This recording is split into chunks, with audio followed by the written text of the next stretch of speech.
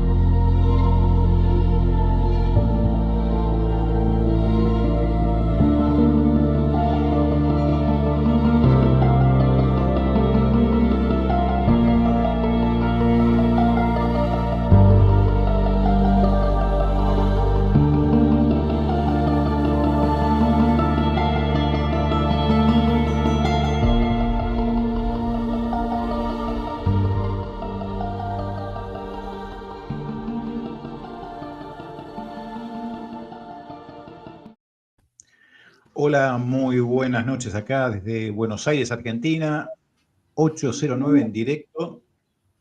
Bueno, hoy un programa muy especial. Primero quiero agradecer a todos los que nos están escuchando y por supuesto a Leonardo Castagnino, que hoy nos va a dar unas clases, yo diría, ¿no? Porque son realmente clases magistrales de lo que siempre intentamos hacer, ¿no? Que es dar la otra cara de la verdad, a veces yo la llamo, ¿no? La otra cara a la que no se escucha, ¿no? Hay una canción muy conocida de Lito Nevia, ¿no? Creo que es, a ver si no me equivoco, que la historia la escriben los que ganan, ¿no? Eso quiere decir que hay otra historia.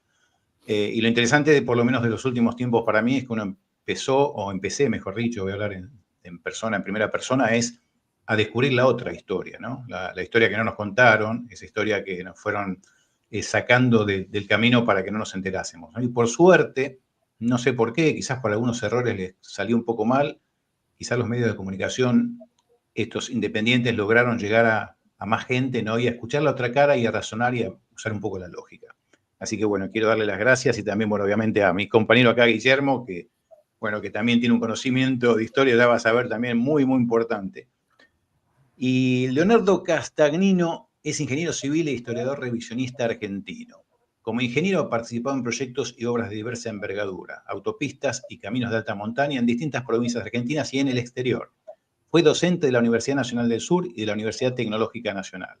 Como historiador, revisionista, ha dictado cursos de historia, entrevistas y exposiciones presenciales o vía Zoom en distintas entidades públicas o privadas, como el Cabildo de Asunción de Paraguay, la Facultad de Derecho de la Universidad de Buenos Aires, Instituto de Investigaciones Históricas, Colegio Público de Abogados de Buenos Aires, en radio y en televisión. Y hoy es un placerazo tenerlo acá, ¿no?, en la bitácora. Es miembro académico del número del Instituto Nacional de Investigaciones Históricas Juan Manuel de Rosas en Buenos Aires y del Centro de Estudios del Pensamiento Americano, CEPA. Colabora en la difusión histórica en distintos medios gráficos, de internet, radiales y televisivos. Ha dado charlas, cursos y conferencias en Argentina y Paraguay. Y funda y edita un sitio de internet, La Gaceta Federal. Ahí los invito a que la puedan ya localizar, www.lagaceta.com.ar, donde redacta y recopila información histórica. Es autor, si no me equivoco, de 13 libros, que me corrija si no, Leonardo, si no, de los cuales podemos mencionar, por ejemplo, Juan Manuel de Rosas, Sombras y Verdades, Guerra del Paraguay, la Triple Alianza contra los Países del Plata, Juan Manuel de Rosas, La Ley y el Orden, Historias de la Pampa y Anecdotario, Guía de Mantenimientos de Caminos Rurales, coautor. ¿Quién inventó el dulce de leche? Acá vamos a decir después, vamos a empezar con esta, quizás que nos diga quién inventó, porque cuando le vi el título dije, acá tengo que saber, porque la verdad, más que en nuestro programa muchas veces, Leonardo, lo que hacemos es la historia del mate, viste, todo ese tipo de cosas, y viste que aparecen muchas cosas. ¿Y quién mejor que vos para decirnos realmente quién fue? Porque esto, ya si me entero que el dulce de leche no es argentino, acá ya me agarra no sé, ya directamente digo que no sé, que no soy argentino, por más que tengo 4 generaciones de mi viejo de Argentina. Bueno, también Las invasiones inglesas, 1806-1870. Y otros libros más que ahí, bueno, dejamos por ahora por ahí. Gracias, Leonardo, por estar en el programa, realmente un placer. No, al contrario, gracias por invitarme y bueno, que va a ser un placer estar con ustedes. No, el placer va a ser nuestro porque nos vamos a enterar de cosas mucho más de lo que sabemos y yo particularmente, y bueno, lo mismo Guillermo, porque ya lo conozco, ¿no? Que es en la misma, queremos saber la verdad, queremos saber la otra cara, queremos analizar las cosas, queremos las cosas claras. Y antes de comenzar, 2 cosas te voy a preguntar antes de todo esto. Primero, creo que Guillermo nos quiere contar una anécdota de él, ya lo voy a dejar, pero dejo 2 preguntitas. Una, la del dulce leche, y la otra, una que te pregunté antes, ¿por qué el libro dice 1806, ¿no? 1870, ¿no? Eso para después, para comenzar. Pero dejale un segundito ahora a Guillermo, que quería contarnos, él, viste, tiene ganas de hablar, y lo dejamos porque después no vamos a hablar ninguno de los dos, te escuchamos a vos. No, ¿cómo? Bueno, muy buenas noches. Muchas gracias, Leonardo, por aceptar la invitación. Es un gusto, un placer y un honor que estés. Quiero aprovechar también a mandarle saludos a las personas que nos estuvieron saludando durante la introducción. Y bueno, hoy estamos para hablar de historia, así que bueno, mi anécdota, mi humilde anécdota, es de cuando entré a la escuela industrial y tuve a mi primer profesor de historia. Bien, este hombre se presentó en la clase y preguntó abiertamente a quién no le gusta la historia. Y yo estuve de los primeros en levantar la mano y decía, le gusta la historia. Entonces dice, bien, ¿por qué no le gusta la historia? Porque es mentira, le dije. Y él siguió preguntando a los demás, dice alguien más y qué sé yo, y dijo, bueno, efectivamente es mentira. Y comentó lo que vos dijiste, Mario, la historia la escriben los que ganan, por lo tanto no tienen por qué decir la verdad, solamente tienen que decir lo que les conviene. Y como esto se mantiene a lo largo de la historia, cuando ustedes quieren entender de historia, nunca lean libros de historia, decía él. Ustedes, si quieren conocer la historia real, tienen que ir al Congreso y recopilar las listas de votaciones. ¿Por qué? Porque un político sale al estrado y dice, nosotros no vamos a respaldar esto. Después entra y vota que sí. Entonces, como sabemos que pasa eso, nunca le crean a nadie, simplemente vayan y vean qué votó cada uno y con eso armen la historia, ¿ok? Así es la cuestión. Así que bueno, ahora tenemos a alguien que hizo eso seguramente y que nos va a contar cosas fabulosas, ¿no? Un punto más, Guillermo. Te cuento que a mí me pasó lo mismo y me mandaron en 5º año porque dije que la historia no servía para nada en ese momento. Y me acuerdo del día que fui a rendir, cuando me senté, viste, que iba con la corbatita, el saco, ¿no? Todo bien vestidito, estaba bien arreglado, y le dice a las 2 maestras, las 2 profesoras que estaban ahí, le dice, ve, este es el alumno que dice que historia no sirve para nada. Bueno, yo recuerdo hasta el día de hoy, me aflojé la corbata, me senté muy cómodo porque acá viene el fusilamiento, viste, pero no, sabés que la aprobé, pero no. En realidad fue un profesor excelente y después me di cuenta, bueno, que lo que estaba diciendo es lo que te pasó a vos, que uno veía que los libros de historia no tenían mucha congruencia y que te enseñaban cosas tontas, ¿no? Que no eran las cosas que uno quería saber. Tal cual. Y cuando uno después empieza a ver si realmente analiza la historia, ¿no? Y realmente la buena historia, la verdad, ¿no? ¿Cómo puede cambiar las cosas?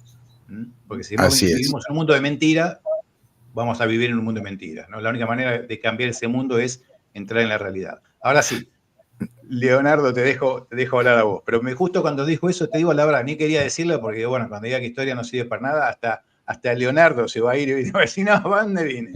No, es que no sirve, eso es lo que No, tiene. es que en los últimos años me empezó a encantar. Lo que pasa es que me empezó a encantar cuando empecé a ver las consecuencias de las cosas y las verdades de las cosas, ¿no? Yo voy a contar una pequeña, muy cortita, un amigo mío, ingeniero bastante más grande que yo, y era muy informado siempre de los periódicos, de los amigos de los directores de los periódicos, y cuando alguien decía algo, dice, ¿pero cómo sabes?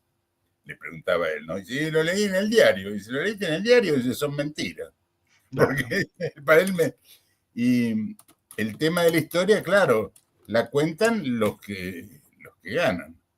Incluso, exacto, por ejemplo, nosotros tenemos mucha historia desde la primaria, incluso en el colegio militar, en todos lados, una historia mitrista. Y Mitre fue, ¿no? Hubo un historiador mexicano que dijo, Mitre es el hombre que se inventó a sí mismo. Porque, por ejemplo, Mitre nunca ganó una batalla, nunca. Inclusive perdió una batalla contra los indios, que fue a dar un escarmiento a los indios acá en la provincia de Buenos Aires. Y fue como con la caballería y se vino con la infantería, pues los indios le comieron hasta los caballos. Ahora, él siempre justificaba todo. Él decía, no, lo que pasa, dice que los indios eran 900 y nosotros éramos 400. Y entonces alguien le dice, ¿pero cómo? ¿No? Y el tipo tuvo que decir, bueno, sí, en realidad los 900 éramos nosotros, los 400 eran los indios. Siempre tergiversaba las cosas. Incluso decían que era el único general que tuvo el mérito de haber perdido hasta un desfile, porque se equivocó de calle y llegó tarde, ¿viste? Entonces Mitre perdió todo, no ganó nunca una batalla. Ahora en todo vos le escuchás las justificaciones que hacía, una mentira tan alevosa que, ¿viste? No se puede ocultar. Ahora, es difícil desmentirlo porque es más fácil engañar a muchos que demostrarle a alguien que lo engañaron. Esa exactamente. Y cuesta mucho aceptarlo. ¿Sí? ¿Cómo? A mucha gente le cuesta aceptar eso, ¿no? Que lo engañaron durante tantos años. A mí, por ejemplo, yo siempre tenía como, no sé, como la vergüenza o el prurito de decir, bueno, yo no soy historiador. A mí, por ejemplo, me invitaban a que sea miembro del instituto, miembro académico del instituto, y le digo, yo no soy historiador, no quería. Y alguien me dijo una cosa que es cierta, dice, después me di cuenta, ¿no? Vos tenés la ventaja de no tener el compromiso con la historia oficial, entonces decís lo que te parece. No tengo compromiso político, entonces digo lo que yo creo que es verdad. Le guste a quien le guste. Y en realidad, una pregunta que me han hecho siempre dice, pero qué raro vos siendo ingeniero que te dediques a historia. Lo que pasa que yo empecé con historia, empecé discutiendo en los foros, que antes no había WhatsApp. Hacían foros, uno se anotaba con un nick, qué sé yo, y entraba. Entonces empecé discutiendo ahí con un seudónimo.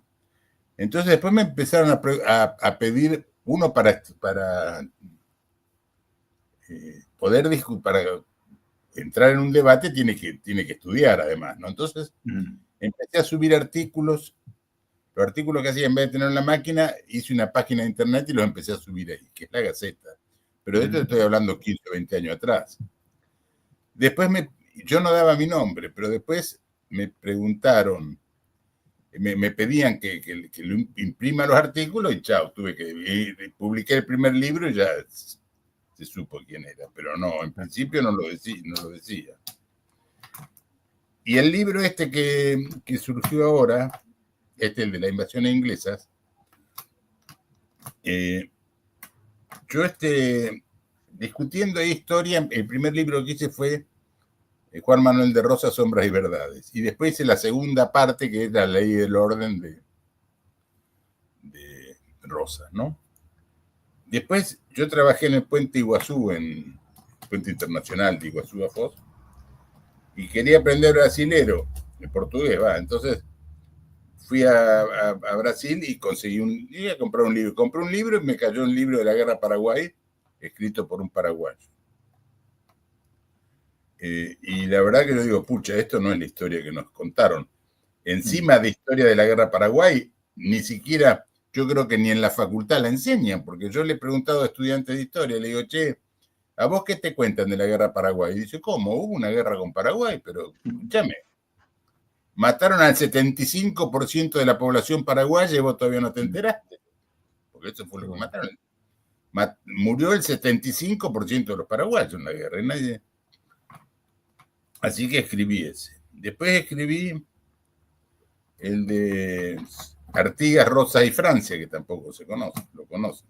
Eso se conoce poco. Porque Artigas también lo maltrataron de todas formas, ¿viste? Sarmiento decía que era un bandido. Todo, claro, a los que no piensan distinto que ellos, lo tratan de bandido, de sinvergüenza, ¿no? De Rosas, que era un tirano, del otro que era no sé qué. Entonces escribí ese de Artigas, Rosas y Francia. Y después, teniendo todos los libros míos sobre la mesa, le digo, pucha, en todas estas etapas estuvieron los ingleses. Entonces, por eso escribí La invasión inglesa, ahí te respondo tu pregunta, claro. 1806 a 1870, porque en todas, la de 1806, 1807, 1810, en la gesta emancipadora, en la toma de Malvinas, en la caída de Caseros, en Vuelta de Obligado, en todas estaban los ingleses, hasta 1870, que fue la Guerra Paraguay. Fue en 1865, en 1870 murió Francisco Solano López. Así que esa era la pregunta que se me hizo un poco larga la respuesta, pero... No, para nada. Pero no te escape la de dulce leche, ¿eh? Ah, la del dulce de leche. Si no, no dormimos. No, resulta la del dulce de leche es historia, no dice mentira, ¿no? Pero es historia con picardía, con humor, y por supuesto dice algunas cosas hechas en broma. Y surgió porque yo entraba en esos foros, entraba con un seudónimo que era HT, y entonces discutía con otros. Y después se me ocurrió, pucha, estaría bueno para guardarlo esto, porque entonces el libro en sí es como un foro de discusión entre varios personajes que en realidad soy yo que discuto conmigo mismo cambiándome de nombre, ¿no? Y no, el dulce de leche, en realidad, acá la anécdota está, se dicen, algunos dicen, no, es argentino, porque lo hizo Rosas, la mucama de Rosas, preparándole mate de leche al restaurador, y entonces se le cocinó demasiado y le quedó dulce de leche. Pero yo digo, Rosas no va a tomar mate de leche, toma mate amargo, o sea, no le pone azúcar tampoco, entonces... Los uruguayos se lo atribuyen a ellos. Dicen que durante el sitio de Montevideo, como no tenían que comer, hervían leche con azúcar que contrabandeaban de dentro del río, no sé, no me acuerdo cómo era la historia, y que se hizo el dulce de leche. Pero en realidad el dulce de leche ya se conocía, porque, por ejemplo, en Venezuela se llamaba manjar blanco, porque acá sí, el dulce de leche le ponen bicarbonato que queda más oscuro, pero allá no le ponían y entonces manjar blanco. En Colombia le decían cajeta porque venían unas cajitas de madera. Y tampoco es de América, porque ya lo conocían en España y a su vez lo conocían de los árabes. O sea, los árabes en el desierto hacían dulce de leche con leche de camello. Así que la historia es bastante larga. Y ahí aprovecho en el libro y pongo algunas cosas que, por ejemplo, acá dicen, acá conocemos la milanesa napolitana, claro, que no es ni de Milán ni de Nápoli, sino que es de un bar que había acá frente al Luna Park, de un italiano que se llamaba el Bar Napoli, el tipo era napolitano, y parece que una vez se le quemó una milanesa, entonces le puso salsa de tomate y queso, y le hice una comida especial. ¿Y cómo se llama? Milanesa a la napolitana. Y le gustó tanto que siempre la pedía.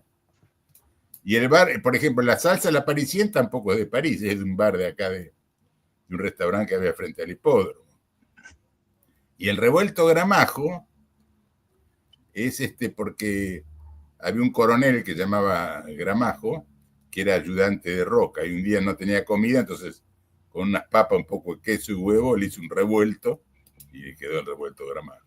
En fin, todas esas cosas las cuento en el libro con un poco de humor y de curiosidad y de verdad, ¿no?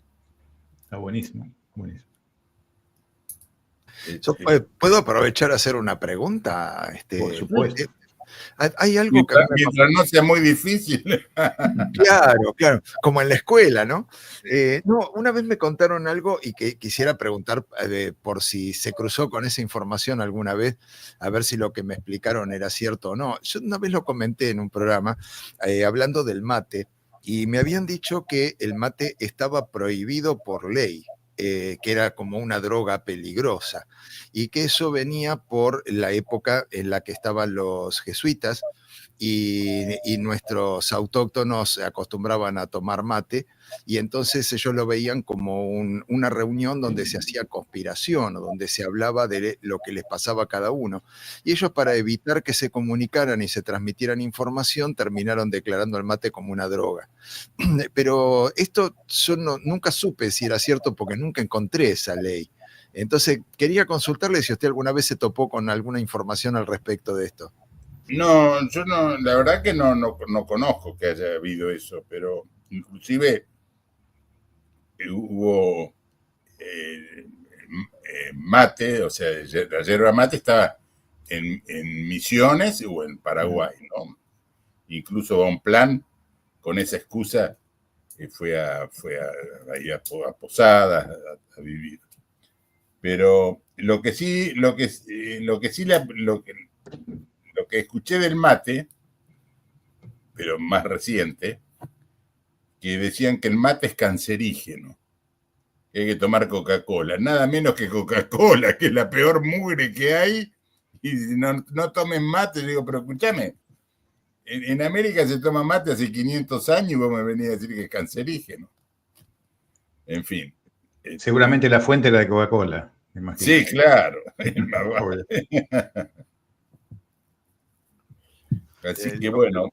Lo que sí recuerdo al respecto de primera mano, porque lo leí, era un estudio que había hecho Japón sobre bebidas tradicionales y había descubierto que el mate era la que más alimento proveía, ¿no? O sea, la bebida más alimenticia de las tradicionales en el mundo. Así que al menos ese mérito lo tenemos dicho por japoneses, no por políticos argentinos, ¿no?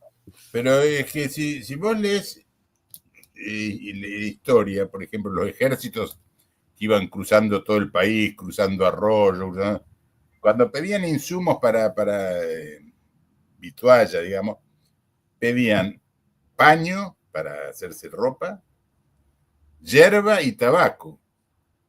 Porque carne comían, los paisanos, el ejército, los paisanos comían carne, mate y harían pan con harina y se acabó, no comían más. Eso es toda la alimentación que tenían. Y el mate, incluso el mate dicen que es ¿cómo es? Antiséptico, que no te deja contagiar. Y yo creo que puede ser cierto, porque vos fíjate las rondas de mate que hacen y nadie se contagia. Exacto.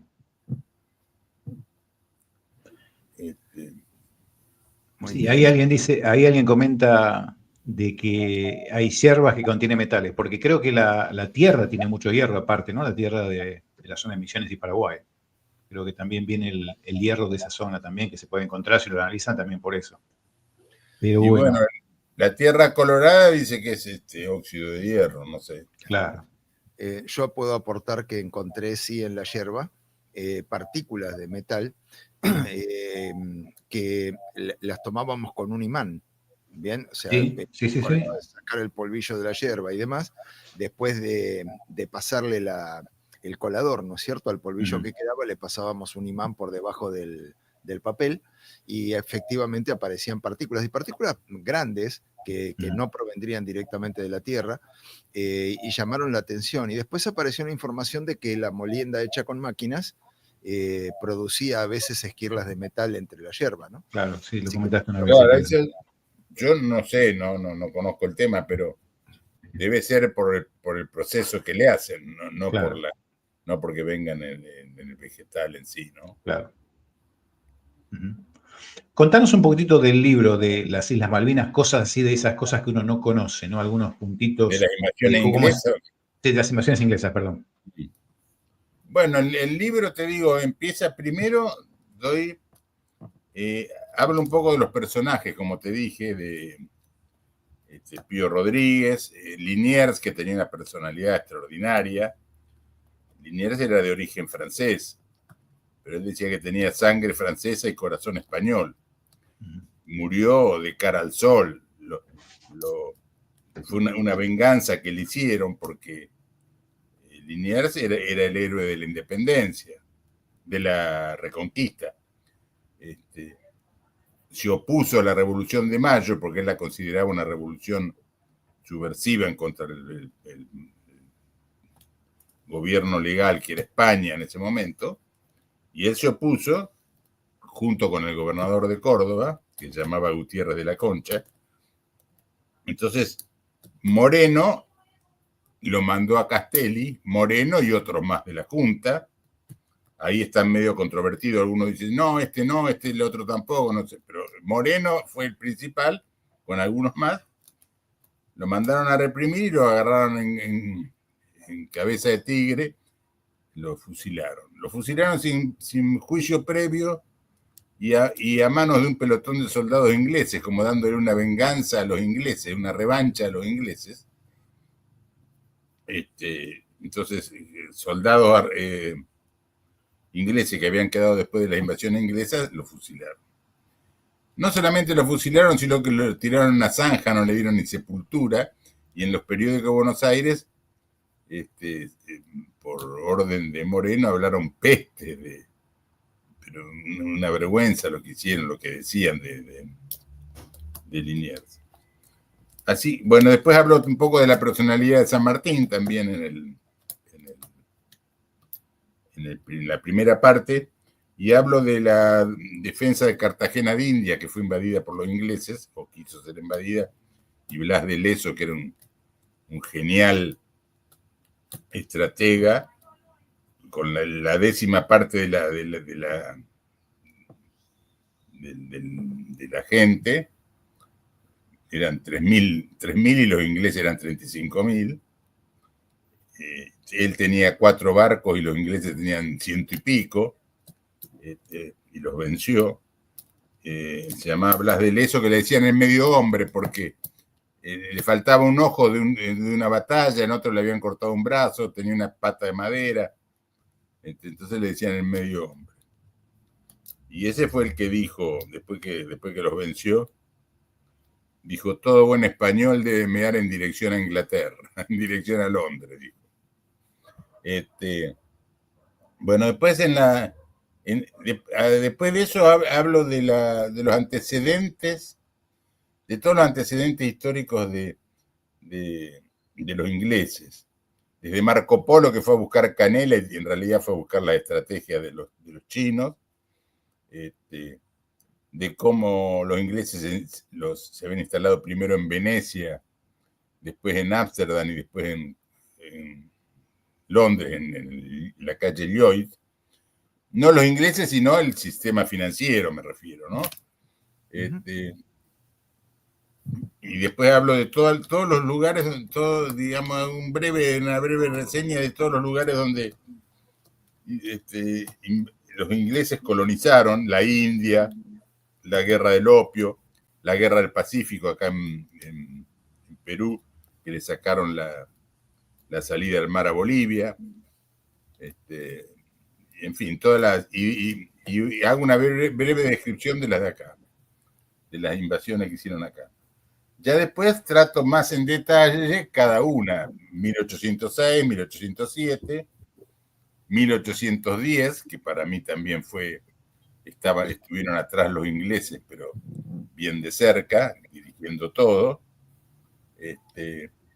Después la gesta emancipadora de San Martín, que los ingleses tuvieron mucha influencia a través de Miranda y la masonería. Después hablo de la guerra de Paraguay, de la guerra del Paraná, donde primero vino la intervención francesa, en 1838, y en 1840 la guerra del Paraná contra la Confederación Argentina, que querían, porque se dice, sí, que era por la navegación de los ríos. No, la navegación de los ríos era una excusa, que se produjo la batalla de Vuelta Obligado. Lo que querían hacer era separar la Mesopotamia, separarla de la Argentina, de la Confederación. Pasaron en Vuelta Obligado, que los unitarios dicen, sí, es una derrota. No, no fue una derrota, fue una batalla. Pero los ingleses, los anglo-franceses pasaron, pero fueron hasta Corrientes, no pudieron vender la mercadería que llevaban y se volvieron, los bombardearon con artillería móvil desde la costa. En Quebracho, en la vuelta de Quebracho, lo dieron varios barcos y terminaron rindiéndose y saludando el pabellón nacional con 20 cañonazos, devolviéndole a Rosas todo lo que le habían sacado, en fin, los derrotó completamente. Eso fue en Vuelta Obligado. Después los ingleses toman la derrota en Caseros porque financian a Brasil a través del barón de Mauá y lo derrocan a Rosas. Después de Caseros también se toman la revancha fusilando, por ejemplo, a todo el batallón de Aquino, que eran 900 personas, y las colgaron de los árboles, soldados, todos, oficiales y suboficiales. A muchos los fusilaron, por ejemplo, a Chilaver lo fusilaron por la espalda. Incluso hay una lista de lo que cobró cada uno, incluso personajes que después figuran como próceres nuestros, y está la lista que distribuyó Urquiza del dinero que había repartido, ¿no? Así que, y bueno, doy toda la revancha de Caseros, de las calles, no sé si lo nombré antes, cómo cambiaron las calles de Buenos Aires, las tergiversaron. No sé si lo dije antes, no recuerdo. No, eso lo charlamos antes del programa, pero no lo... Bueno, después de Caseros, la revancha que hicieron los unitarios fue cambiarle todas las denominaciones de las calles. Por ejemplo, Pío Rodríguez, que era el héroe un héroe de la invasión inglesa, le pusieron Santa Fe. Después le sacaron la calle Defensa no, Reconquista, o varias calles del centro las cambiaron. El Parque de Palermo le llamaron 3 de febrero, que es la batalla de Caseros. En la entrada del Campo de Rosas, el Campo de Rosas era particular de él antes de ser gobernador, y comprendía desde la calle Coronel Díaz, Santa Fe, Cabildo, hasta la calle Pampa y hasta el río. Todo eso era de él. Bueno, y se llamaba San Benito de Palermo. El caserón de él estaba donde actualmente es la avenida Sarmiento y Libertador. Y el acceso, la entrada, estaba donde está el Plaza Italia.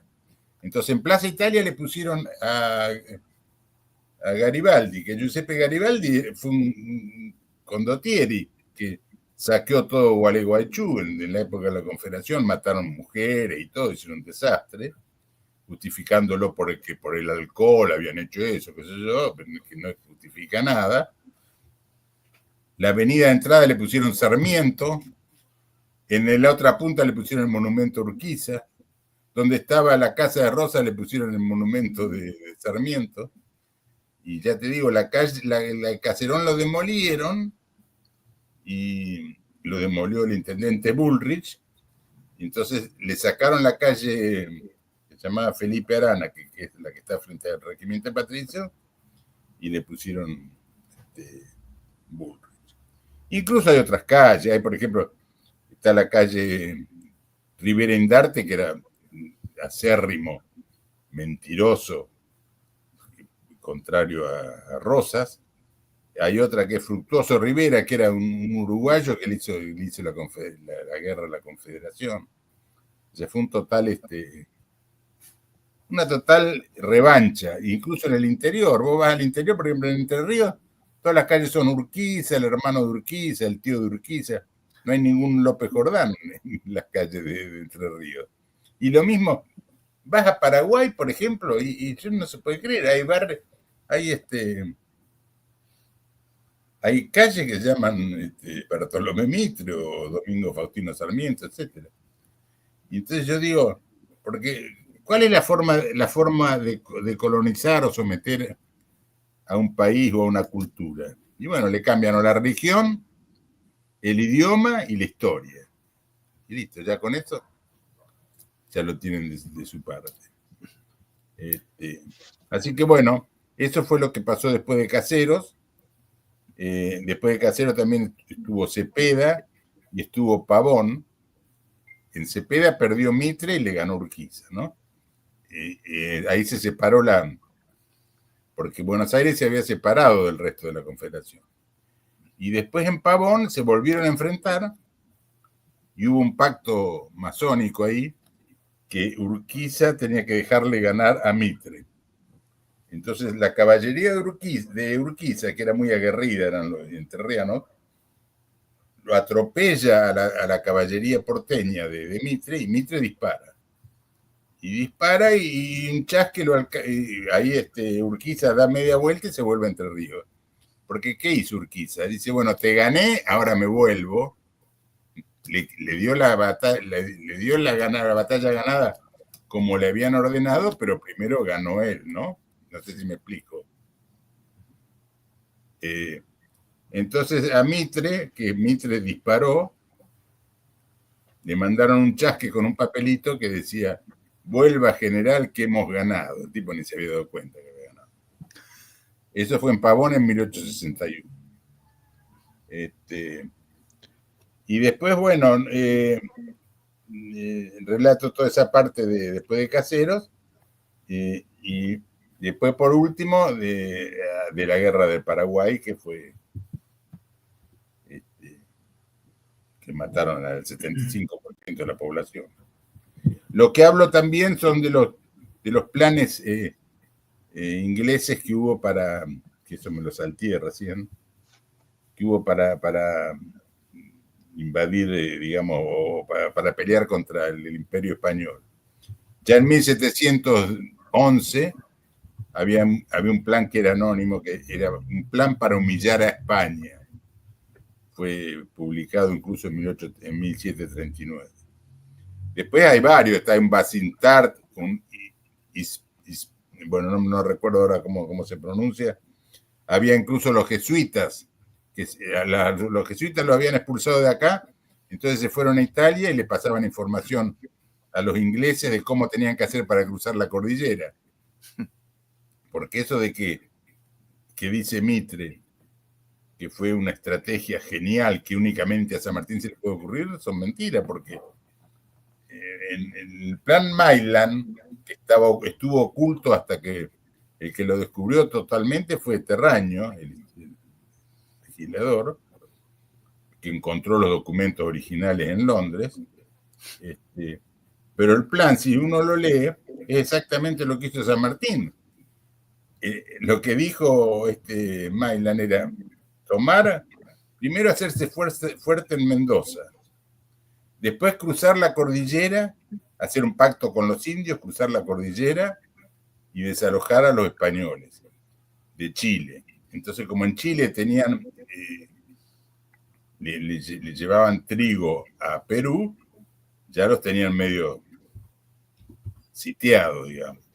Y después ir por barco, que efectivamente así hizo San Martín, fue con Cochrane, que era una flota inglesa, un comandante inglés, ir hasta Lima. Ahora ahí cuando San Martín se va de gobernador a Mendoza, hay un hecho bastante notable, que Pueyrredón le pide que vuelva a Buenos Aires porque tenían miedo de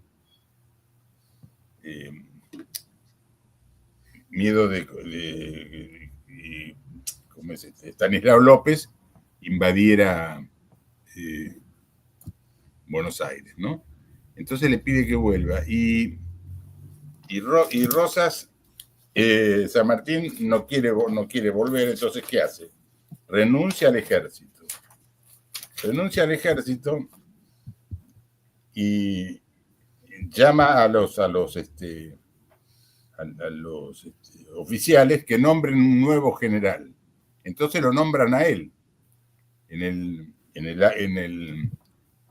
Rancagua, se llama el acta de Rancagua. Entonces lo nombran a él, entonces él ¿qué hace? Le cambia la bandera al ejército, pone la bandera de los Andes y cruza Chile.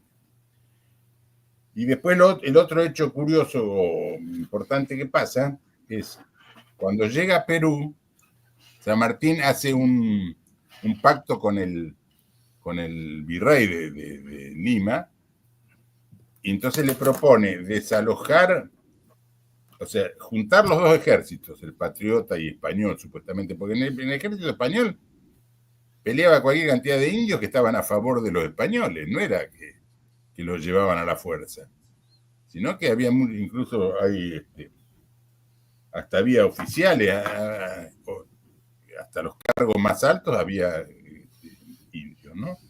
Entonces San Martín le propone unir a los dos ejércitos y traer un príncipe europeo, pero desalojar a los ingleses, sacar a los ingleses del comercio. E incluso se hace un brindis por ese pacto que hicieron los oficiales de los dos ejércitos en Punchauca, se llama el acuerdo de Punchauca. Ahora, ¿qué pasó? Había un general del ejército español, creo que se llamaba Menéndez, ahora no recuerdo, que era de la masonería. Entonces le pone a la oficialidad en contra y no pudieron hacer el pacto. Entonces, ¿qué pasó? San Martín se reúne en Guayaquil con Bolívar. Bolívar tenía un grado más grande de la masonería y San Martín se retira a Mendoza, y de Mendoza lo persiguieron de todos modos, de todas maneras, lo persiguió Rivadavia. Entonces San Martín, vestido de gaucho para que no lo identifiquen en el viaje, porque incluso Estanislao López le advirtió, ojo, que lo van a esperar en el viaje y lo van a matar para matarlo, y en cuanto usted me diga, yo mando un pelotón que lo lleve en triunfo hasta Buenos Aires. Eso le escribe en una carta a Estanislao López. Y San Martín entra a Buenos Aires medio escondido, la pone en brazos a la hija, la mujer ya había muerto, y se exilia en Europa, no vuelve más. Y después San Martín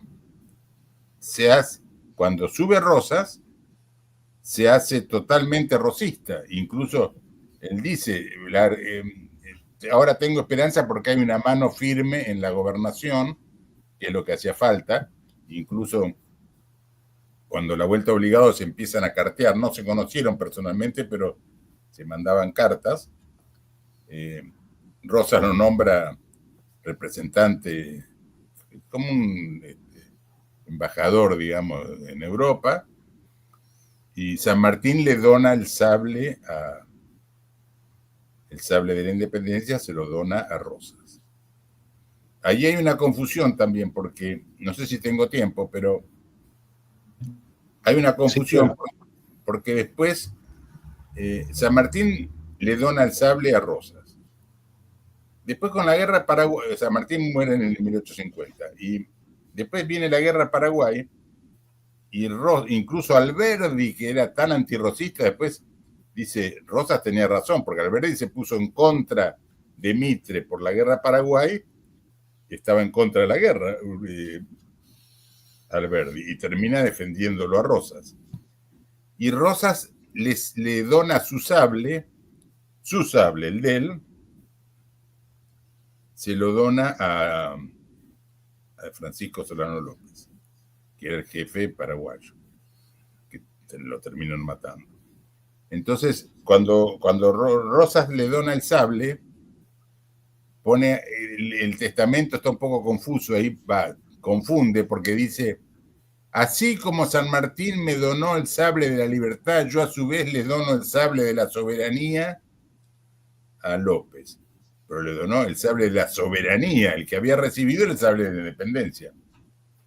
Y eso confunde tal que yo inclusive he escuchado historiadores o a gobernadores o presidentes que han dicho ese mal ejemplo. Y así como Rosas, como San Martín se lo dio a Rosas, Rosas fue un desgraciado, se lo dio a López, no tiene nada que ver un sable con otro. Así que... Bien. Bueno, Leonardo, hay un par de preguntas de los espectadores que están escuchando. Una es si San Martín era masón, pregunta. Bueno, eso yo medio Hay dos corrientes muy encontradas, hay algunos que dicen que era masón y otros que dicen que era ultracatólico. Yo no sé qué era. Yo lo que te puedo decir, más o menos los hechos, como son. San Martín era oficial del ejército español, ¿no? Dicen que entró, dicen por lo menos, que entró en una logia de Cádiz que se llamaba Caballeros Racionales, que estaba Alvear. San Martín pide al ejército español la baja, porque tenía que ir a defender intereses personales a Perú, que no sé qué intereses, porque San Martín en Perú no tenía nada. La cuestión que pasa a Londres, en Londres va a una casa que, ahora no me acuerdo cómo era la calle, que era de Miranda, el venezolano. Miranda no estaba, pero se juntaban muchos amigos de Miranda, de la masonería. La cuestión que San Martín vuelve regresa acá con un barco. Yo no sé si San Martín era masón o no, pero los que venían en el barco eran todos masones. Zapiola, Alvear, todos. Entonces, y acá forma la logia Lautaro, que todos dicen que no era una logia masónica, que era una logia patriótica. Yo no sé. Ahora no. Vos lees cómo era el acto para entrar en la logia y era muy parecido a la logia masónica. Claro. Después, ¿qué pasa? Se pelea con Alvear y con Rivadavia, porque San Martín le hace una revolución a Rivadavia, lo saca del gobierno, lo hace renunciar. Se pelea con Rivadavia y con Alvear, que era totalmente tipo muy envidioso, celoso. Entonces lo mandan al ejército del norte, incluso le dice, cuando se iba, Alvear le comenta a uno que estaba con él, le dice: el hombre ya está perdido, diciendo, bueno, ya se fue. San Martín, ¿qué hace? Dice que está enfermo y se va a Mendoza y bueno, y hace todo eso que yo conté que hizo. Entonces, yo no sé, la duda que me queda y que muchos tienen es: ¿San Martín quiso usar a los ingleses para sacar a los españoles y los ingleses lo usaron a él? ¿O fue al revés? No sé, o lo usaron. Yo lo que sí sé es que San Martín estuvo acá 7 años, lo que sea. El virreinato quedó dividido en varios pedazos, porque quedó Argentina, Chile por un lado, Perú por otro, Bolivia. San Martín se fue. Ahora, yo a veces me pregunto, si los ingleses hubieran tomado un país como Chile y le hubieran dado la libertad, no. Hubieran tirado a todos los chilenos al mar y se hubiera incorporado Chile a la Confederación, si hubiera sido un conquistador, digamos. Así que no sé. Yo no tengo pruebas de una cosa o de la otra. Claro. Miro los resultados y los hechos, ¿no? Nada más. Hay Leonardo, otra pregunta. Sí, sí, perdón. perdón, Mario, adelante. No, anda vos. Sí, me había llamado la atención lo que fue toda la campaña libertadora de Latinoamérica. Y dentro de eso, una vez escucho una versión que dice que Inglaterra estaba orquestando a través de la masonería la liberación de Latinoamérica por un conflicto de poder con la Iglesia Católica. Es decir, ellos estaban unidos inicialmente en sus campañas, pero en algún momento la Iglesia Católica logra un nivel de poder que termina molestando a Inglaterra. Sabiendo que son parientes directos, ¿no? Uno con otro. Recién decía Leonardo sobre la gente que se había instalado primero en Ámsterdam y después había pasado a Inglaterra, y son los que se habían llevado el dinero de la caída del Imperio Romano, ¿no es cierto? Y son los que fundaron Europa, en definitiva.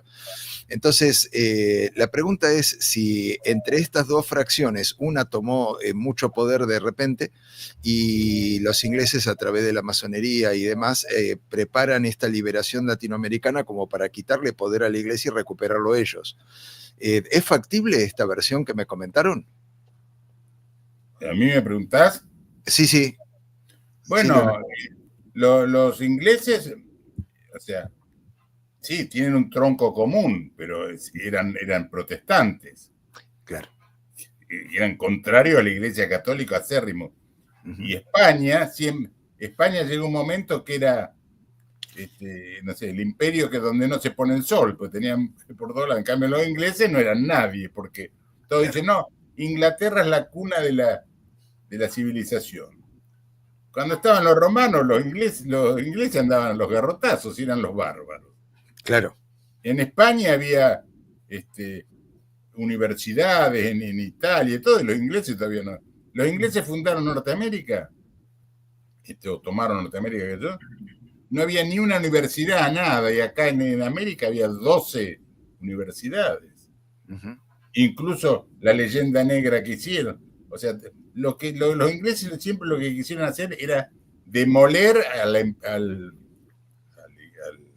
Imperio Español, y como no pudieron por la fuerza en 1806, 1807, lo trataron y lo terminaron haciendo con el libre comercio. Ahora vos fíjate la leyenda negra que dicen que los españoles mataron a todos los indios, etcétera. Son mentiras. Vos agarrás cualquier país americano, incluso la Argentina, hay más gente en mezcla de indio con español o italiano o lo que sea, que por ejemplo en Estados Unidos. En Estados Unidos los indios quedaron reducidos ahí en las reducciones de esas, quedaron 4 o 5. Te digo más, en Rosas, cuando estuvo Rosas acá, los vacunaba a los indios contra la vacuna antivariólica, con la vacuna antivariólica, porque la viruela es europea, la peste, ¿no? La enfermedad. Entonces los indios no tenían defensa, tenían menos defensa que los europeos. Entonces Rosa los vacunaba, y ¿cómo hacía para vacunarla? Le cambiaba, le daba yeguas, pero los hacía con tal de que se vacunen. O incluso se tajeaba él el brazo para decir que se estaba vacunando, y los tajeaba a los indios. Que decía que era un gualicho, tanto así que un cacique decía, el cacique rubio nunca nos engañó, dice, nos regalaba yeguas para comer, porque los indios comían carne de yegua, ¿no? De yeguarizo. Dice, lo que sí era medio loco, dice, porque para regalarnos yegua nos hacía tajear el brazo. Y durante el periodo de Rosas no hubo ningún brote de viruela. Después hubo, porque cuando vinieron los unitarios dejaron de vacunar, pero en el periodo de Rosas no hubo ni un brote de viruela. En cambio, en Estados Unidos, cuando había un brote de viruela, los ingleses juntaban mantas y se las regalaban a los indios para que se contagien. Ahora, vos escuchás a los ingleses, no, acá los españoles en América mataron a todos los indios, son mentiras. Cuando vinieron en la revolución de 1806, en la invasión de 1806-1807, los indios se presentaron en el cabildo, que tenían no sé cuántas tribus para pelear contra los colorados, decía, que son mala gente, incluso estamos dispuestos a trasladarlo al interior si es necesario. Entonces, tan mal no estaban los indios, porque iban a defender a quien los estaba esclavizando. Y si vos te pones a fijar, antes de la Revolución de Mayo, o en 1700, no había conflicto con los indios, ni nada. Todos los conflictos con los indios empezaron después, que pasaron los araucanos en 1800 y pico, pasaron de este lado, hacían los malones, etc. Ahí se armó el conflicto con los indios, no antes. Así Leonardo, que bueno. Perdón. Sí. No, otra pregunta del público. Dice, ¿qué opina Leonardo de la historia contada por Felipe Pignia? No opino nada, porque nunca leí un libro. Bueno. Ok. Y otro tema acá que preguntan, si Leonardo tiene conocimiento del tema, ¿podría contar la historia del terreno de la Biblioteca Nacional de Buenos Aires que perteneció a la familia Unzué? No, la verdad que no conozco el tema. Disculpame, pero no. Bueno, y acá el profesor Nelson nos dice de Chile, nos dice que el padre de la patria, Bernardo Higgins, era masón. Nos comenta. ¿O'Higgins, el chileno? Sí. Y sí, yo creo que sí, todos eran. La mayoría, los que hicieron la independencia de América eran casi todos de la masonería. Los que no eran masones, te puedo decir, por ejemplo, Rosas, Facundo Quiroga, Dorrego. Hay una diferencia grande entre unitarios y federales, ¿no? Los unitarios eran casi todos masones, eran ateos o por lo menos no eran muy católicos, que digamos. En cambio, los federales eran los defensores de la patria, de la tradición, del catolicismo. En cambio, los unitarios no. Por ejemplo, Alberdi, que era liberal. Alberdi dice, ¿qué importa la nacionalidad? Nosotros somos ciudadanos del mundo. Dice, ¿qué importa? Bueno, no sé. Yo la verdad que no, muy del mundo no soy. Soy del mundo, sí, pero la verdad que defiendo primero la nación, después defiendo el mundo. En cambio Alberdi no. Alberdi decía, nosotros somos ciudadanos del mundo. El mismo Sarmiento quería traer maestros de Estados Unidos porque no sé, para él era una raza superior, o los ingleses, los de ojos claros, qué sé yo. Después resulta que fue a Europa y se llevó una sorpresa, porque en Inglaterra la clase obrera vivía mucho peor que los paisanos de acá del campo, ¿no? Y además Sarmiento protestaba contra todo el mundo. Sarmiento no quería a nadie, ¿no? Decía, a los italianos, esos bachichas, a los árabes que los franceses los corrieron por el desierto, los judíos, dice, esa raza semítica, los escoceses, unos borrachos, no sé a quién quería Sarmiento. A los indios que mataron todo porque no tenían nada de sangre, no tenían sangre humana. A los guaraníes había que hacerlos desaparecer de la faz de la tierra. Dice que hablan ese idioma endiablado, qué sé yo, un desastre, ¿viste?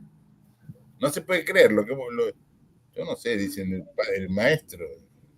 Y nos decían que no faltaba nunca al colegio, ¿no?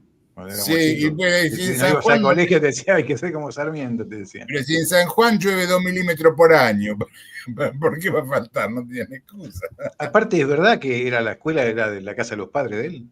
No sé. Por eso no faltaba. Mirá, el que fue ministro de Sarmiento era Avellaneda, que fue ministro de Educación, y dice que Sarmiento no fundó ninguna escuela, la hice toda yo. Eso es lo que dice lo que decía el ministro de Sarmiento. Y Sarmiento dicen que iba a Europa, pasaba todos los gastos, dice, ¿cómo es? Pasaba hasta los gastos que gastaba en los cabarets, ¿viste? Lo pasaba como... pero está, ahora no me acuerdo cómo era, orgía, tantos pesos pone en los gastos. Bueno, así que no sé qué. ¿Vos no leíste el libro como el ejército grande, del ejército grande, Yo no. Sarmiento, léelo porque te vas a reír. Hay parte que es para reírse. ¿No? La estrategia que usaba para convencer a los gauchos, para civilizar a los gauchos. Y iba con un uniforme francés y botas de goma y una capa de esperma y qué sé yo, dice, tanto así que él mismo dice que por ahí se largó a llover, dice, y Urquiza me dijo, general, dice, se le van a mojar las plumas. Yo digo, los paisanos lo verían a este disfrazado de francés y matarían de risa. En fin. Muy Sí, bueno. hay partes que la van a tener que censurar, me parece. No hay problema. Las partes de la censura son las más reales, entonces. Acá no hacemos nada de eso, acá no censuramos. No, acá todo, pasa todo. Bueno, ¿qué más querés preguntarle vos? No, yo me había quedado con la idea de lo que había comentado sobre Europa, ¿no es cierto?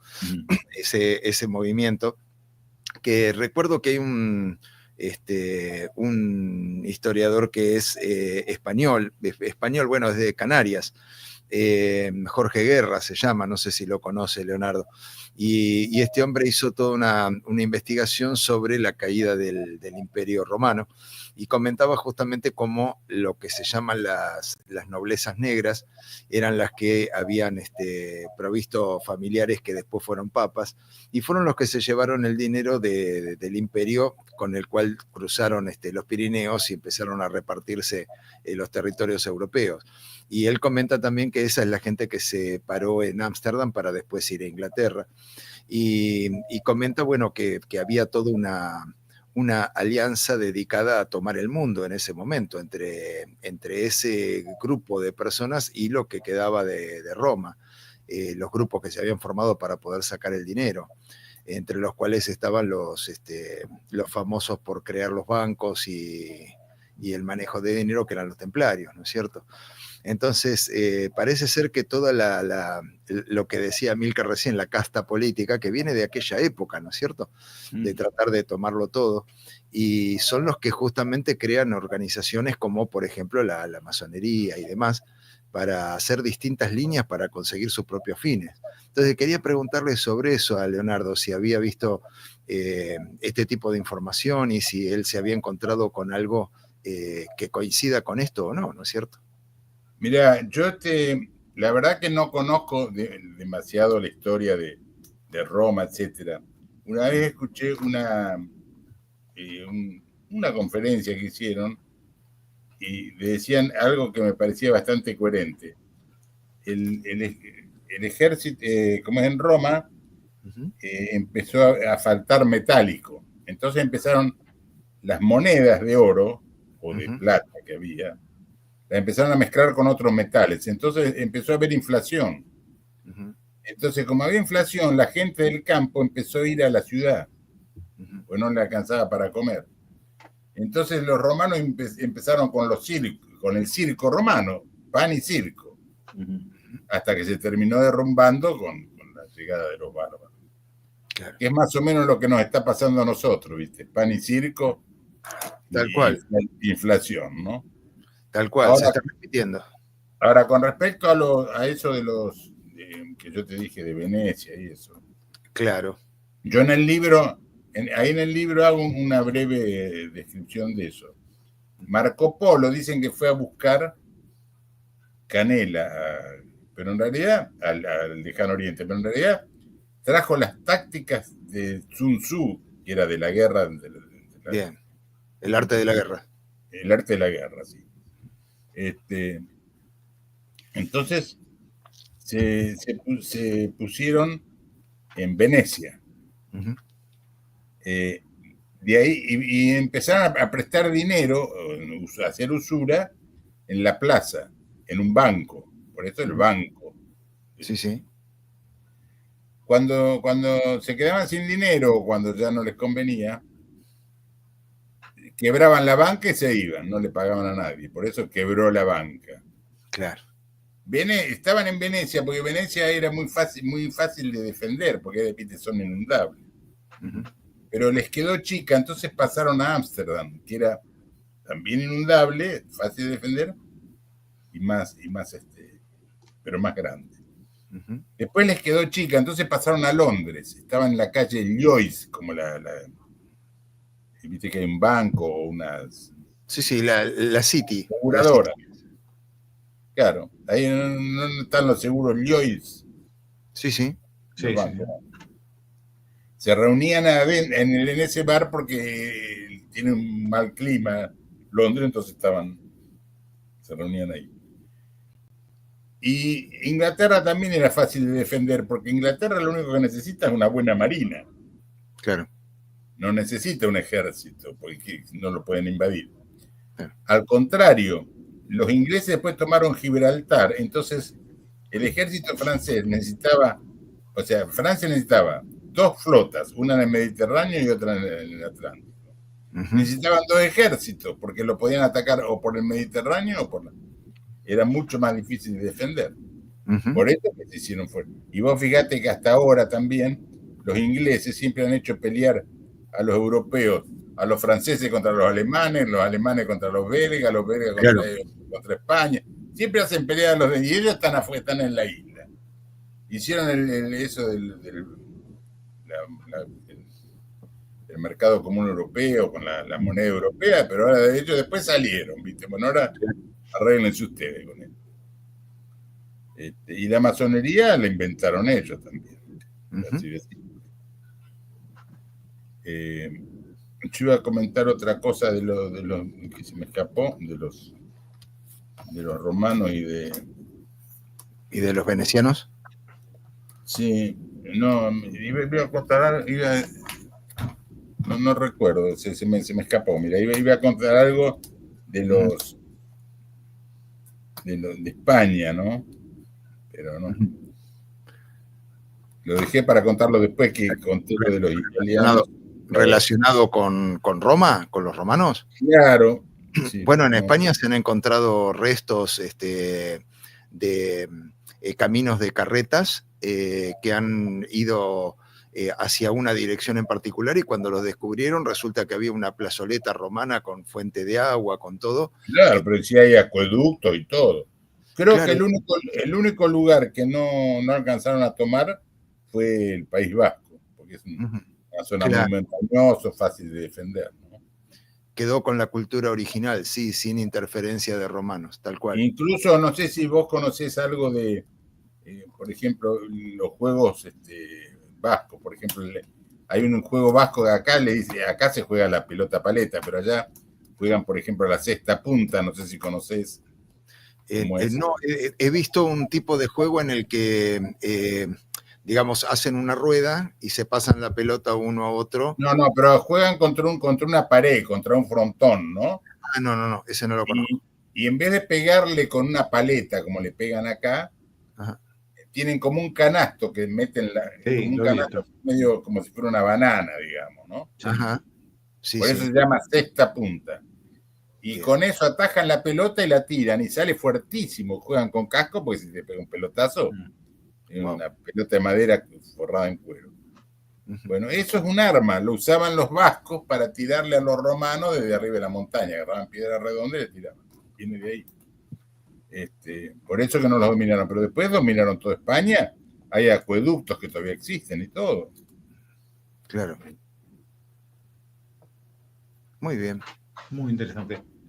Yo quería mostrar algo aparte, ¿no?, que he visto de Leonardo, que es el arte, porque Leonardo es pintor y realmente me parecieron espectaculares y me gustaría mostrarlo.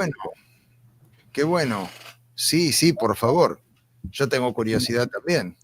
A ver ahí, antes de presentar, a ver qué me dice acá, ¿por qué no me deja quitar esto? Ok, ahora sí, supongo que sí, ahí está. Vamos a mostrar algunas de las obras que tiene, que me pareció espectacular. Cuando lo vi, déjame que ahora sigo pasando algunas. Qué lindo esto. El amigo siempre te espera. El amigo no te abandona. Este se llama El Rastreador. Qué lindo. La verdad que espectacular, los colores, la pintura está espectacular. Esta se llama El Camino. Me imagino que tiene que tener alguna historia, ¿no? Cada una de estas. Sí, bueno, esa que está ahí la hice cuando iba al secundario, mira, muy ¿El antigua. secundario? Wow. Acá el camioncito. Mira vos. Un camioncito de madera hecha por un chico, ¿no? Sí, sí. Automovilista. ¿Qué tal? Una acuarela. Mirá, está espectacular. Mensuales. Están recorriendo el campo. Otro. Yunta. Esta está también espectacular, aparte. Están apartando un novillo en el campo. Sí, sí, sí. Ahí lo mismo. Feria. Otra, esta la feria, ¿es la misma? A ver, no, no es la misma. Es parecido, sí, distintos colores. Sí. La legislatura. Ahí está, explícanos un poquito. Sí. ¿Que esa querés que te explique? Sí. No, bueno, yo eso lo usaba, era como una paleta donde limpiaba los pinceles y justo se armó una revuelta en la legislatura y te digo, pucha, no lo voy a tirar esto, le puse legislatura. Me imaginaba. Muy bien, Me imaginaba que venía por ahí. Me gustó. La Baiana. ¿Quién es la Baiana? No, es una figura cualquiera, ¿no? Una persona. Ok, puesteros. Wow, qué lindo clima. Me gustan mucho los climas, ¿eh? Está muy lindo, Leonardo. Los cambios de luz, los climas que forman, me gusta mucho. El puesto. El puesto en el campo, viste, los que... ¿El almacén de Ramos Generales? ¿Cómo? ¿El almacén de Ramos Generales? No, el puesto es una estancia, tiene un casco grande, y en los campos más alejados de la estancia, los potreros más alejados, ponen un puesto para que vea un peón. Ah, claro, bien. Okay. El de abajo, esperando la tormenta. En realidad son mis nietos. Un día que había mucha tormenta, se habían sentado ahí en el patio, porque estaban emocionados a ver qué iba a pasar, ¿no? Porque la tormenta muy fuerte que hubo, entonces les puse esperando la tormenta y era de una foto, saqué. Y está espectacular, sacame una foto. Esta, ¿sabés por qué? La hice porque yo, viste, soy ingeniero, ¿no? Entonces, cuando vos andás con el teodolito, que tiene 3 patas, claro, parece una máquina de fotos esa que se usaban antes. Sí, claro. Entonces todo el mundo viene y dice, sacame una foto. Claro. Y sobre todo los chicos se ponen ahí para que les saquen una foto. Claro, que nunca van a recibir esa foto, ¿no? Y el chiste siempre es igual, ¿no? Sacame una foto, excepto uno que una vez me dice, con razón mi mujer me dijo que andaba un rengo con 3 muletas, dice. Y acá tenemos esta de vuelta al pago. Qué lindo. Está viendo la tranquera. Sí. Mirá, está qué buena. Sí. Lapachos en flor. Lapachos colorados que hay en Corrientes. La guada. Mira qué bueno. Novillo. Los colores espectaculares, me encanta. Sí. Huella en otoño. Sí, me voy a agrandar, sí, me pondrán tanto. Pero mira, y esto está espectacular. Camino de montaña. Los colores que tienes, espectacular. Claro. ¿Cuánto tiempo te lleva hacer una obra tipo como esta? No, y depende. Esta, por ejemplo, tiene un poco más trabajo porque está hecho con muchos detalles. Sí. A lo mejor 15 días. Mira, wow, esto también. Sí. Sendero de otoño. Hay una... Bueno, es un paisaje. Sí. Campiña. ¿Dónde es esto? ¿Es algún lugar específico? A veces saco fotos de internet o de... Ok. Mira estos molinos harineros. Qué bonito. Wow. Esta parece una foto, parece. Sí, esto es de Turingia, es una foto de Alemania. Lo que me ponderaban de yo no, la verdad que no entiendo mucho de pintura, ¿no? Bueno, no entendés, pero lo haces bien. Está bueno eso. No sé, incluso a veces he tratado de buscar a alguien que sepa para decir, che, ¿esto está bien hecho o no? Lo que me ponderaban y la verdad que yo después me di cuenta, es que se ve luz en el fondo, ¿ves? Adelante no, pero atrás... Sí. Los brillos, sí. Espectaculares la luz atrás, sí. Sí, sí. ¿Y estos a medida que avanzamos son los últimos? Digamos, son No, los más este recientes. es de los primeros. No, pero este, por ejemplo, de acá. Sí, también. No, son ¿De los al primeros? revés. Abajo están los Mm. más antiguos. Mira vos. Antiguos, pues, tienen poco, ¿viste? No. Claro. Este es un poco más antiguo. Sí. Este también. Estos dos últimos tienen bastantes años, porque primero empecé a pintar hasta que mis hijos aprendieron a agarrar los pinceles y chao, no pude seguir más. Entonces, y como yo siempre anduve en obra, me costaba, ¿viste? Porque tenías que tener lugar, las pinturas, entonces me puse de nuevo Café de acá. Flores. Eso es una acuarela. Caribe. También. Ese lo hice en el secundario. Había yo no sé si vos, había unos cuadernos que se llamaban cuaderno del indio, se llamaba. Y en la tapa tenía un indio así, entonces yo lo... Qué Espectacular, espectacular. La verdad que lo quería mostrar porque realmente me impactó. Sí. Yo te digo, no soy un entendido de pinturas, pero yo digo siempre, ¿me gusta o no me gusta? ¿No es cierto? Claro. Para mí es el arte, ¿no? El arte en realidad para mí es eso.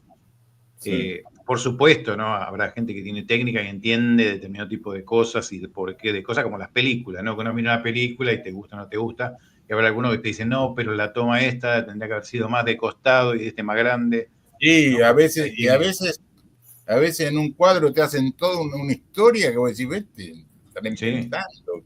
Exactamente. Inclusive, lo que no me gusta mucho, hay un arte moderno que yo no lo entiendo, ese como es el cubismo, todo eso.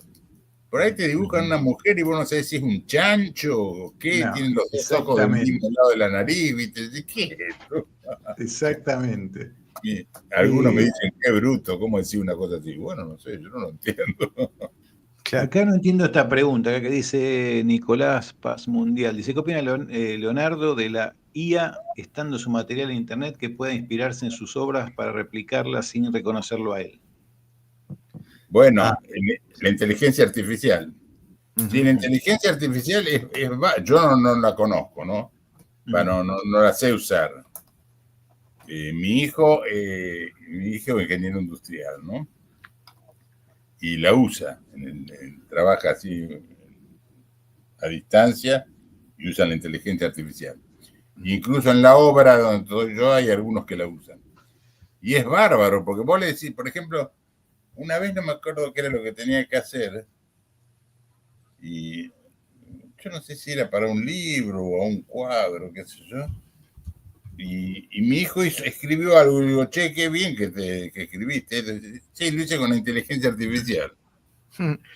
Y los cuadros, eso, yo los puse en Mercado Libre, ¿no? Y no le ponía descripción.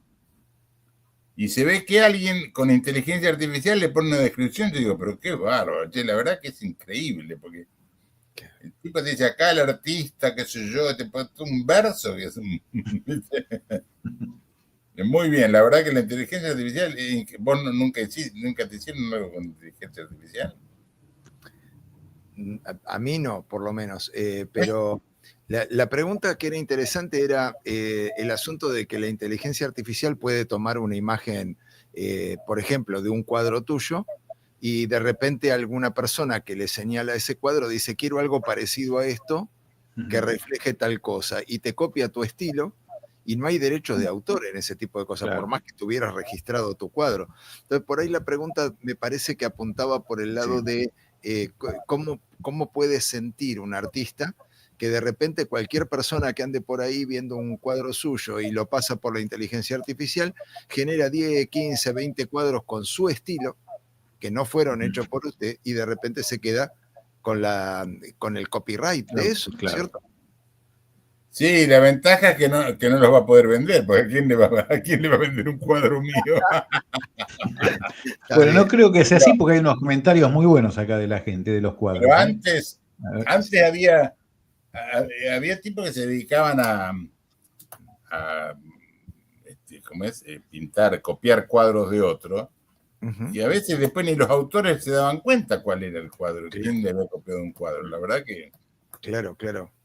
La otra vez vi algo que decías vos esto, Guillermo, que yo no me acuerdo de quién, ponele que era, no sé, un Picasso, pero no era Picasso. Entonces decía, haceme un cuadro del estilo Picasso. Entonces le decía, no, no te puedo hacer un cuadro del estilo Picasso porque es Picasso.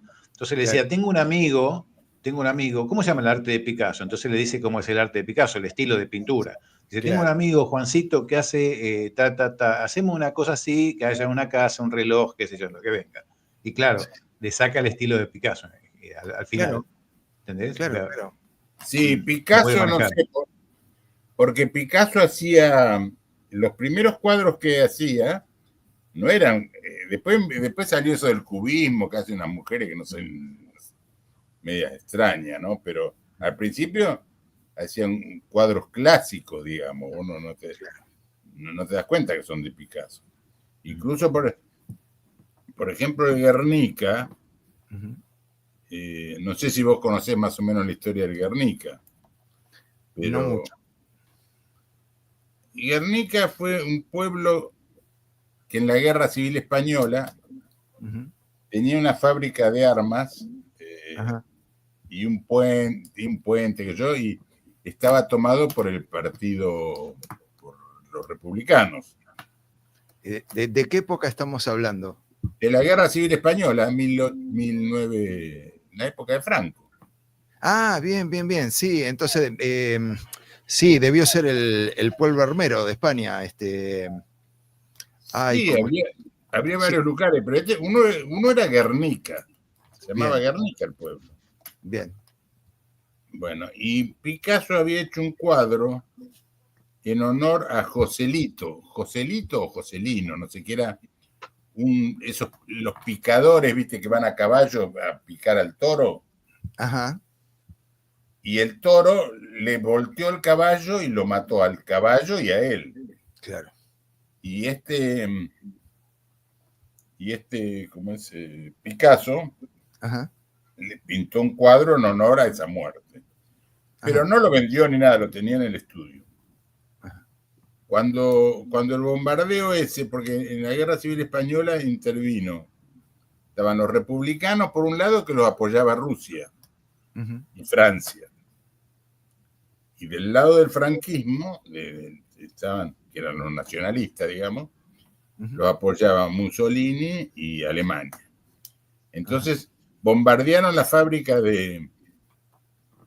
esa fábrica de Guernica, y bombardearon el puente y la fábrica.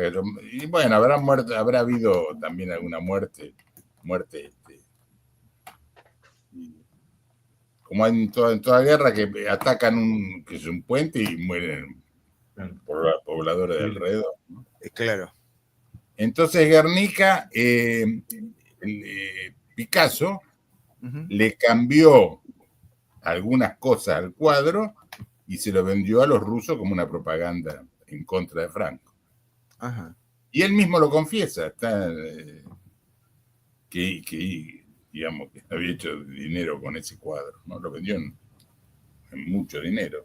Pero si vos te fijas el cuadro de Guernica, buscalo, después vas a ver, hay un caballo, un torero muerto, está exactamente lo que yo te decía. Sí, sí. Qué bárbaro. Bueno, muy bien. Bueno. Estaba buscando el cuadro ahí, pero no lo puedo encontrar. Bueno, te agradezco muchísimo, Leonardo, por tu tiempo. Te vamos a invitar a otro programa para que nos sigas deleitando con cosas de la historia, ¿no? Así tan interesantes, importantes y de esas que siempre digo que no se cuentan, ¿no? La otra cara, ya le digo, la otra cara de la moneda, la otra cara de la verdad. Bueno, no hay problema.